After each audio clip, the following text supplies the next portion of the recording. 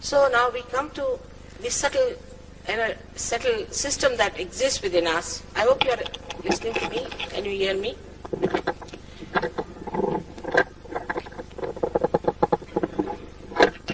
This subtle system that exists within us has been known to many people since long, but was kept a secret. I would say there were very few flowers on the tree of life at that time, and as I said, this is the blossom time, and many people have to have their realization. So this is the breakthrough into the evolutionary process. As you are a human being, you have to just have a little more jump to get to that point where you become the spirit. It is your own. All the system belongs to you, is within you. Only thing that one enlightened candle can enlighten another candle. That's how it works out. But there's no obligation. It's just we can say a triggering or like a catalyst it works. Now in this system yesterday I was telling you about is there are 3 type of channels you can see clearly. Have we talked about that to them? No. Now these channels are, the first one is the left side channel which supplies to the left side sympathetic nervous system. But in Sanskrit language it is called as the Ida Nadi. Also it is called as the moon channel. Is the left side which caters to your subconscious mind and to your collective subconscious. On the right hand side there's another area which we can call it as the one which nourishes the right sympathetic nervous system. This one is for your future. So we can say that the left one is the one which emits the power of desire, and the right one emits the power of action through your physical and mental being. So we have these 2 sympathetic nervous systems within us. In the center is the parasympathetic nervous system, which in Sanskrit called as the Sushumna Nadi. So the left is the Ida Nadi, which is the moon channel.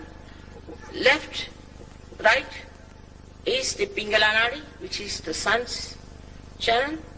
And the central one is the Sushumna Nadi, through which we have now come to this stage of human awareness.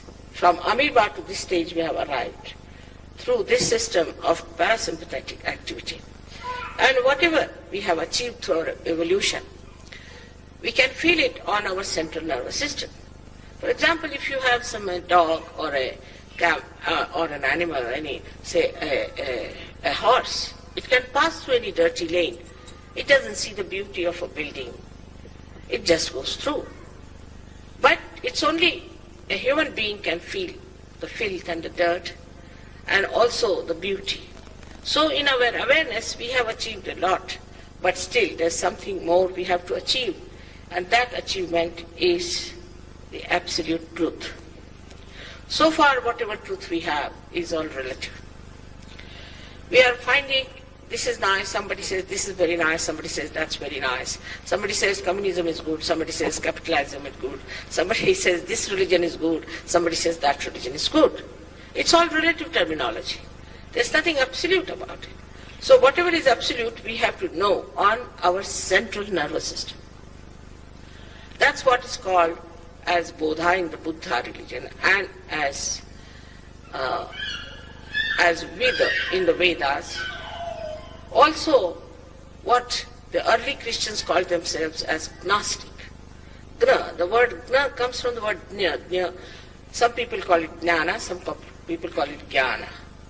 So the Gna, from the Gna means the one who has known on the central nervous system, not mentally, not reading something. It is something that you have to know on your central nervous system. And what do you have to know is the all-pervading power which is described by all the saints, prophets, and all the incarnations. You have to feel that subtle power which works out all that is living. We cannot explain how it works out. A little seed sprouts, becomes a big tree, and the tree bears so many seeds, which has so many trees. So the one little seed has all the maps of all the progeny it is going to produce. It's a tremendous thing. And this infinity, all that is built in one little seed, is like something is beyond our imagination, beyond our understanding. In the same way, within us lies this very subtle system which works out the last ascent. There's the power, as he must have told you, is the triangular bone called as sacrum, called as Kundalini. The other day somebody asked me the question that people say the Kundalini awakening is a very dangerous thing. It's not at all, because Kundalini is your pure desire. So now we have three powers. As I told you, the first power we have is the power of desire, ordinary desire. Now, desire is never fulfilled in general, is a principle of economics, as you know, that in general is never satiable. Supposing today we want to buy a car, all right, you have a car, they want to have a house, then we want to have this, they want to have that. Whatever we have, we cannot enjoy. The desire goes jumping from one to another.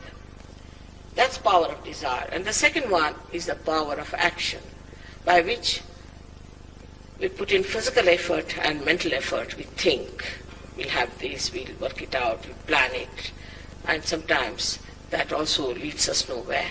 And we really get absolutely flabbergasted the way we have missed the point.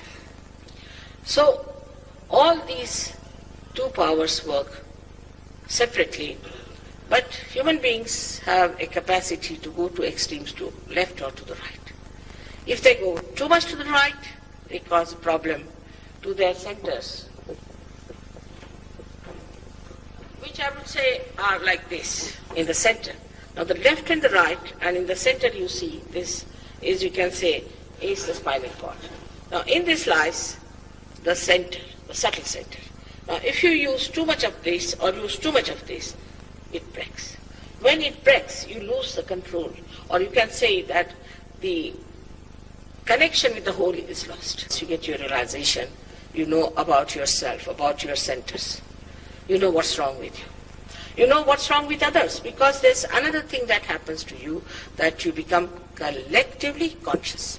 That means on your central nervous system, you can feel others on your fingertips.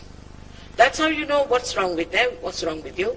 If you know how to correct that part, you're all right. So it's remarkable. Some people take more time, some people take very little time. It has worked out. It's fantastic the way it works out your corrections.